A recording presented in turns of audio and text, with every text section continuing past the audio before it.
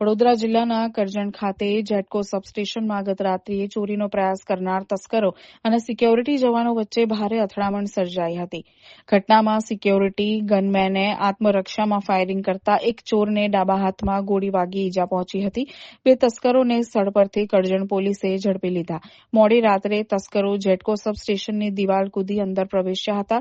ચોરી કરવાની નીતિ સાથે પ્રવેશ કરેલા તસ્કરો પર સિક્યોરિટી જવાનોની નજર પડતા તરત જ તેમણે અટકાવવાનો પ્રયાસ કર્યો હતો.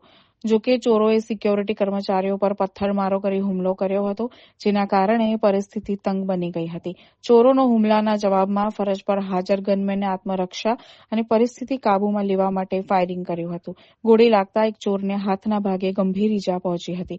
આ દરમિયાન સિક્યોરિટી સ્ટાફ અને ગનમેને બે તસ્કરોને પકડી પાડવામાં સફળતા મળી હતી, જ્યારે એક અન્ય ચોર અંધારાનો લાભ લઈ ફરાર થવામાં સફળ. ઘટનાની જાણ થતાં જ કરજણ પોલીસ તાત્કાલિક ઘટના સ્થળે પહોંચી હતી. પોલીસે સમગ્ર મામલાની તપાસ હાથ ધરી હતી અને ઘાયલ થયેલા ચોરને સારવાર માટે વડોદરાની એસએસજી હોસ્પિટલ ખાતે ખસેડવામાં આવ્યો હતો.